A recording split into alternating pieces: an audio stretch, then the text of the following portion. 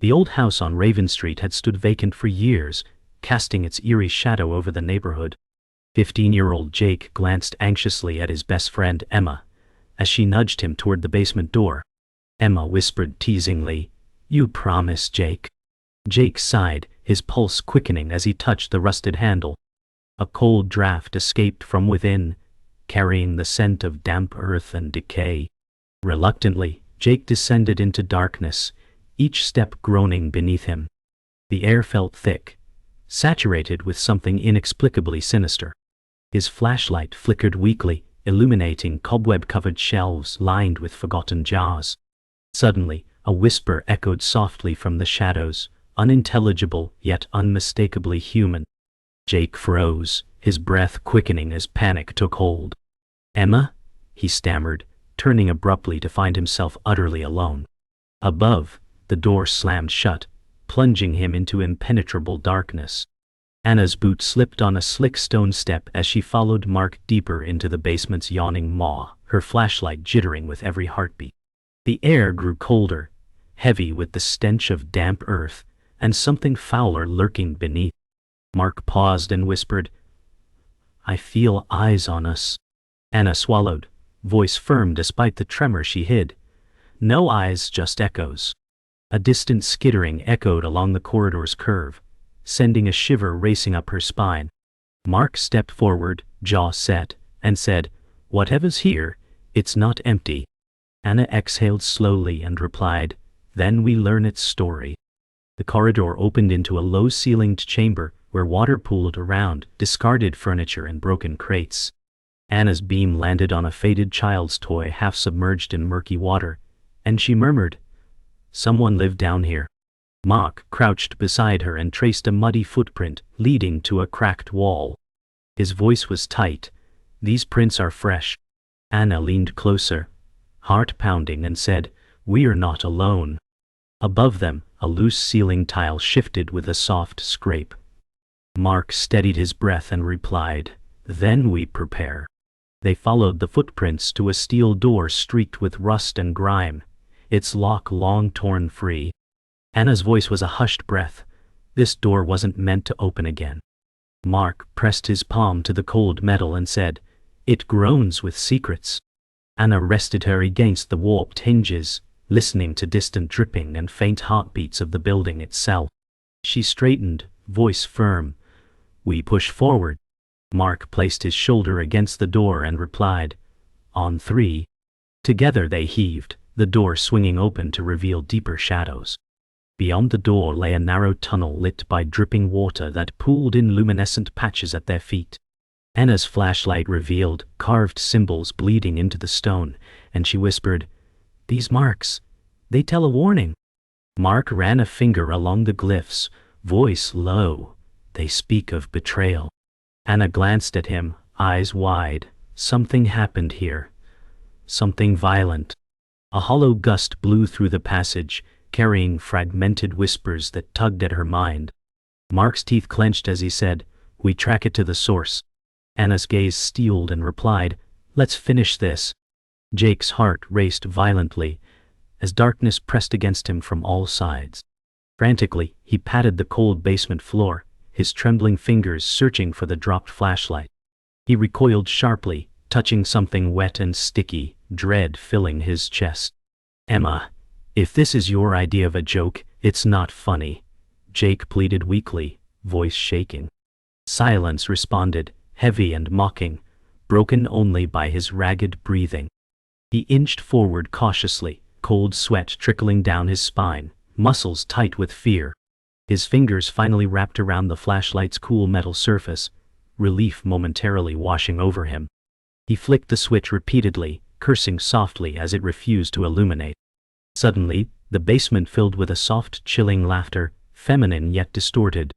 Jake's breathing quickened, panic surging anew as he scrambled backward, pressing himself against the rough, mold-covered wall. Outside, Emma stood anxiously on the porch, staring down at her phone screen displaying unanswered messages. A chill breeze rustled the dead leaves around her, heightening her unease. "Come on, Jake, pick up," she muttered nervously, eyes darting toward the house's silent, darkened windows. A sudden sound, a muffled cry, drew her attention sharply toward the basement door. Fear surged through her veins, mixing with guilt for pushing Jake too far. She approached hesitantly, the wooden porch creaking beneath her careful footsteps. Emma paused, hand hovering near the basement handle, her instincts screaming danger. Swallowing hard, she steeled herself and gripped the cold, damp handle. A whispery, chilling voice from behind froze her in place. "He's ours now," it hissed softly into her ear, sending icy terror cascading down her spine. Jake strained his eyes in the pitch blackness, senses heightened by every creak and rustle around him. He stumbled forward, fingertips brushing against cracked concrete walls, searching desperately for the staircase. Whispers swirled around him, unintelligible yet filled with malice. "What do you want from me?" Jake shouted, voice breaking with fear and desperation. The laughter intensified, echoing cruelly, drowning his thoughts in panic. He tripped over unseen debris, crashing painfully onto the floor. Panting, he crawled, tears stinging his eyes, despair overwhelming him. Then his hand touched something solid, wooden, the stairs. Relief flooded him briefly until he felt something grip his ankle tightly. Screaming in terror, he kicked fiercely, adrenaline pumping as he broke free, clawing frantically upward. Emma spun around sharply, heart nearly stopping as she faced emptiness. Her breathing rapid, shallow, eyes wide with fright. "Who's there?" she stammered, voice trembling. "Silence," answered mockingly, amplifying her isolation. Gathering her courage, she turned back to the basement door and swung it open. Immediately, a rancid, suffocating stench filled her lungs, forcing her to recoil in disgust. "Jake," she called weakly, peering into the black abyss below. Distant, distorted whispers rose, taunting and menacing. Emma hesitated, torn between instinct and loyalty. Guilt surged within her, overpowering fear, compelling her forward. Her shaky hand fumbled in her pocket, retrieving her phone and illuminating the staircase. Her breath caught in horror as she saw Jake's frantic, terrified eyes peering up at her from below, pleading desperately for help.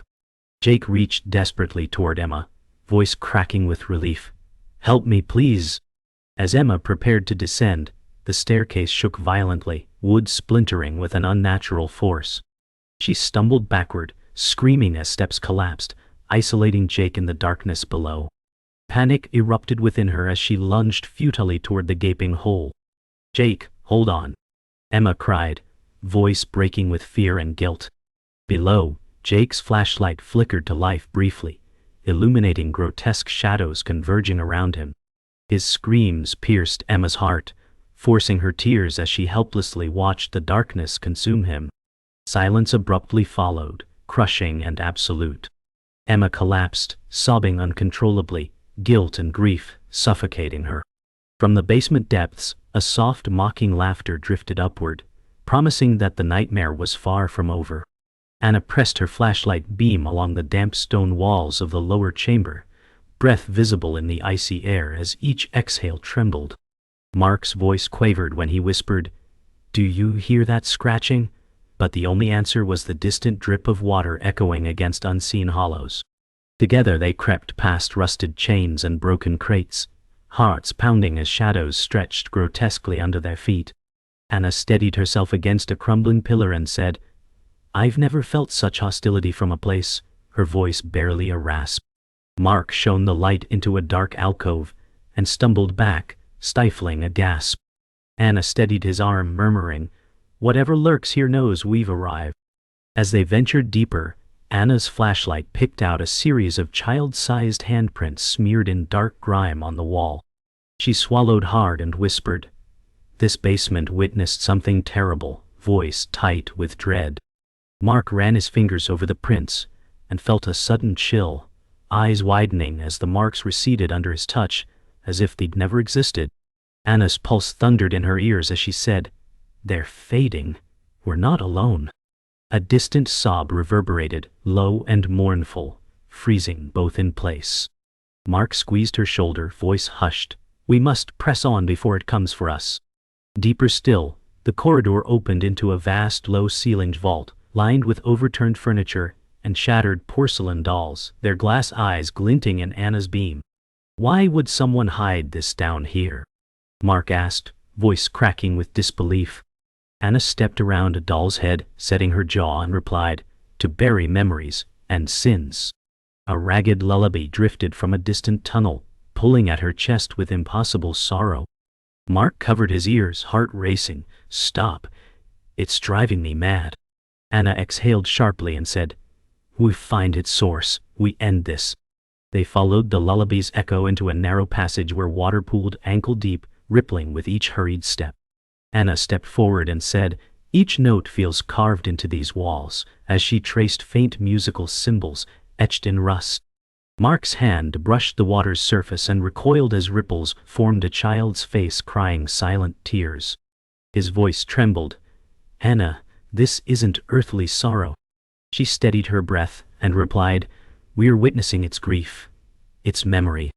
A flash of movement at the passage's end drew their eyes, a pale silhouette dissolving into darkness. The passage opened into a circular chamber dominated by an ancient music box perched on a damp pedestal, its lid cracked and tarnished. Anna knelt and said, "This is the heart of its sorrow," voice hushed. Mark peered over her shoulder as she wound the mechanism, careful fingers trembling. "Are you sure this will stop it?" She met his gaze and whispered, "We have to believe." The box emitted the lullaby once more, notes twisting into discordant cries that cracked the silence like shattering glass. Anna closed her eyes, voice firm, "Then we end its song." Anna's hands trembled as she lifted the music box lid one final time, the discordant lullaby tearing through the heavy air like broken glass. Mark's flashlight beam danced across the chamber walls, illuminating twisted shadows that writhed with each note. "It's not ending," Anna said, voice strained. "It's feeding." Her words echoed against damp stone as a palpable weight pressed down upon them. Mark swallowed and replied, "Then we give it a new refrain." He reached for Anna's hand, and together they pressed fingers to the tarnished mechanism. The music box sputtered, the melody stuttering, then transformed into a low, resonant hum that shuddered through the floor. Anna inhaled sharply. "We'll rewrite its grief." Mark nodded, teeth clenched. "We end its hunger." The chamber walls trembled as the lullaby's hum warped into agonized wails that rattled their bones. Anna pressed her palm flat against the cold pedestal and said, "Feel that echo? It's the sorrow fighting back." Mark steadied himself on a cracked column, voice steady, "Hold the note." He lifted the box so the hum could resonate through its cracked lid. Waves of unseen force rippled the stagnant air, flickering torchlight across broken porcelain eyes. Anna's pulse pounded. "It's trying to drown us in regret." Mark gritted his jaw. "Then we drown it in release." Together they matched the hum to their heartbeats, their voices rising in unison. "Let go." A thunderous crack split the chamber as the music box hum peaked and shattered like a thunderclap. Anna stumbled backward, eyes wide, as porcelain dolls clattered from crumbling shelves. Mark lunged to steady her, shouting, "Stay with me." Her breath came in ragged gasps. "It's breaking free." The cavern above them groaned, stones shifting as if waking from centuries of slumber. Anna's voice trembled with resolve. "We bind it now." Mark seized a length of rusted chain and offered it to her, voice firm. "Together." Anna looped the chain around the pedestal's base and gripped Mark's hand. 1, 2, 3. They tugged in unison as the chamber thundered, sealing the box sorrow once more. Silence crashed over them like a tidal wave, leaving only dripping water and labored breathing in its wake. Anna's knees buckled as she sank onto a damp slab of stone. Voice hushed, "Is it over?" Mark knelt beside her and replied, "The box is quiet." He traced a finger across its tarnished surface, noting the absence of vibration. A distant shaft of pale morning light filtered through metal grates, dust motes dancing in its glow. Anna exhaled and said, "We faced its sorrow and refused to drown." Mark met her gaze and whispered, "We gave it peace." Their reflections wavered in the ankle-deep water as they rose, unified by the weight of survival. They carried the silent music box through the winding passages toward the spiral staircase that led upward, each step echoing hollowly in the gloom. Anna paused and said, "This place will remember us." Mark cast a glance over his shoulder, voice low, "Let it remember hope instead of pain." She nodded, lifting the box like a crucible of redemption. Their footsteps reverberated as they emerged onto a flickering basement landing, the first rays of sunrise creeping through the barred window. Anna inhaled the fresh air and murmured, "We survived the heart of sorrow." Mark turned the box lid down, voice resolute, "And we carried its release." Anna and Mark emerged onto the creaking basement stairs into the musty glow of early morning, muscles trembling from their ordeal below. Anna inhaled the cool air of the hallway and whispered, "We escaped its heart, but I feel its sorrow clinging to us." Mark's footsteps faltered as he glanced over his shoulder, voice low and urgent, "Its grief rides us upward, listen." A distant thump echoed from the floor above, sharp and hollow. Anna's breath caught, eyes widening. Someone, or something, is waiting. Mark reached for her hand, palms slick with sweat, and murmured, "We face it together." Their reflection shimmered in an old foyer mirror, pale faces framed by dusty shafts of light. Anna steadied her gaze and said, "Then let's find the source before it finds us." They crept down the dim hallway toward the living room, where sunlight fell in dusty beams across threadbare carpet. Mark's voice trembled as he said, "The vibrations, it's here." Anna pressed her back against the chipped plaster wall and peered around the corner. In the center of the room, a single porcelain doll from the vault sat upright on the sofa, its glass eyes fixed on them. Anna's heart thundered. "We left that in the basement." Mark swallowed and whispered, "It came up." A soft click sounded as the doll's head turned, its painted lips parting in a silent cry. Anna exhaled sharply, "It remembers." As they stepped forward, the doll's limbs snapped into motion, its porcelain fingers clicking on the sofa's wood frame. Anna gasped, whispering, "It's alive!" Mark extended a trembling hand. "Anna, we have to destroy it." She shook her head, voice fierce, "No, we give it release." The doll's head tilted unnaturally, and a child's lament spilled from its cracked mouth in reverse notes. Mark covered his ears, voice pleading, "Shut it off." Anna held out her palm, reciting, "Let your sorrow end in peace." The doll's lament slowed and then stilled, glass eyes reflecting hope and horror. Silence hung heavy as Anna and Mark stared at the motionless doll, its head now tilted peacefully. Mark exhaled and said, "Is it over?" Anna knelt, voice soft, "Only if its grief finds rest." She reached out to close the doll's hollow eyes.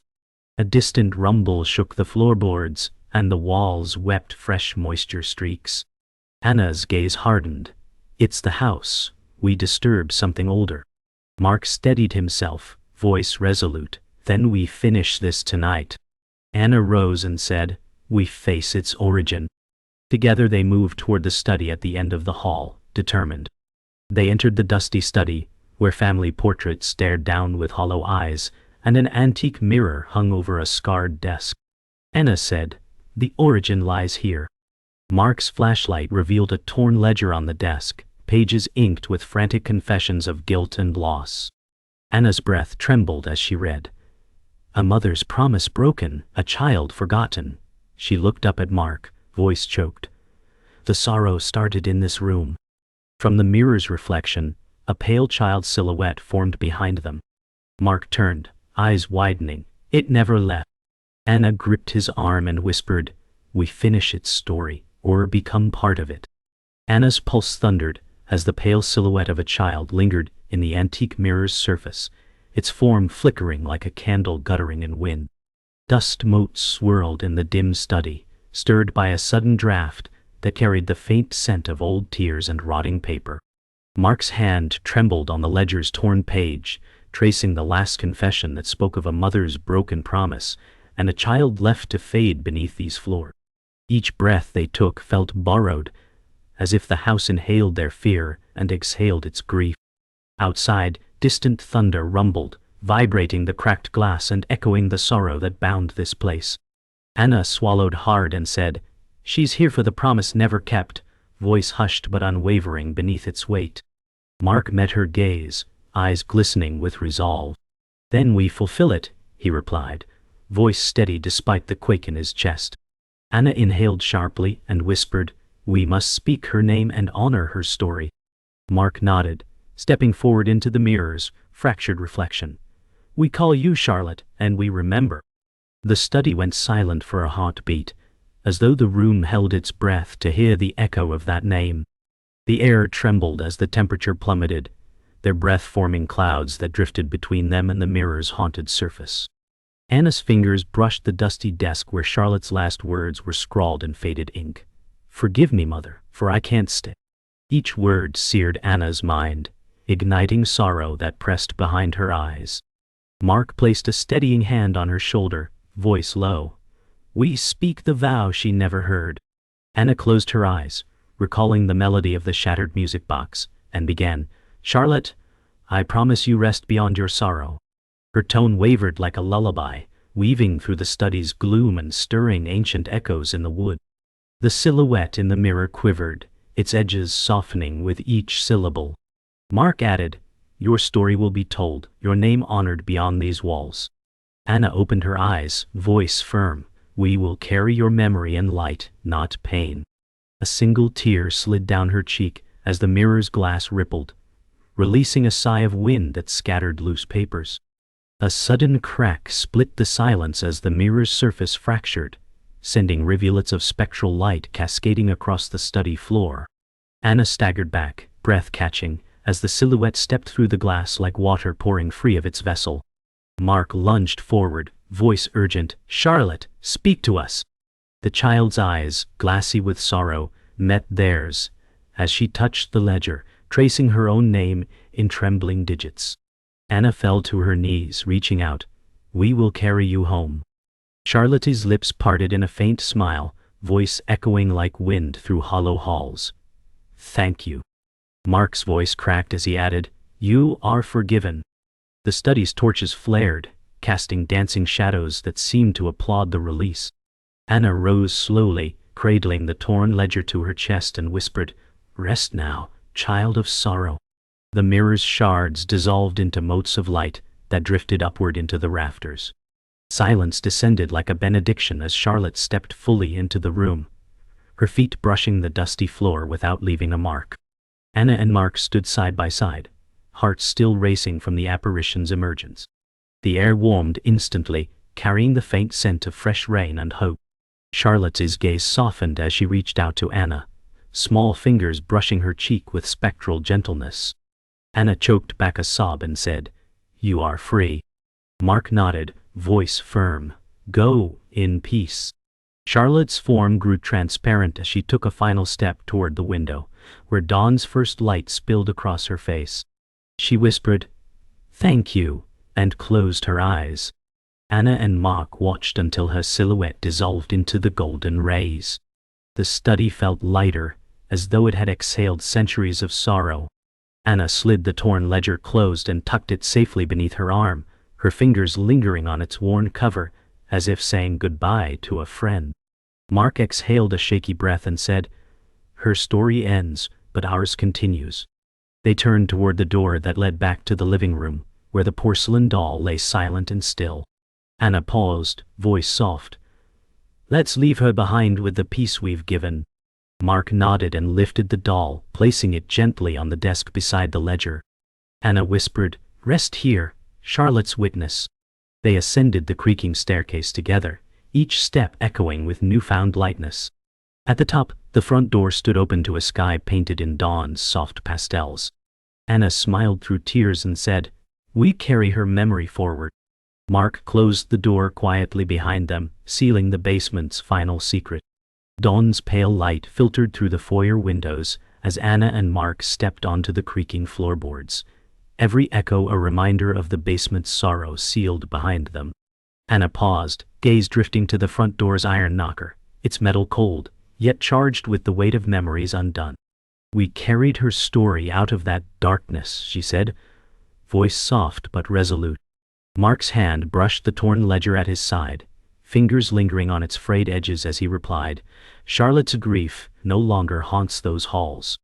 A distant bird call pierced the silence, fragile hope threading through the morning air. Anna inhaled deeply, shoulders straightening. This house remembers joy as well as pain now. Mark nodded, eyes reflecting the pale sunlight. "And we'll make sure it never forgets." Their footsteps carried them down the empty hallway, each step light with purpose. They entered the living room, where morning light danced across the dust motes, and the porcelain doll rested motionless on the sofa.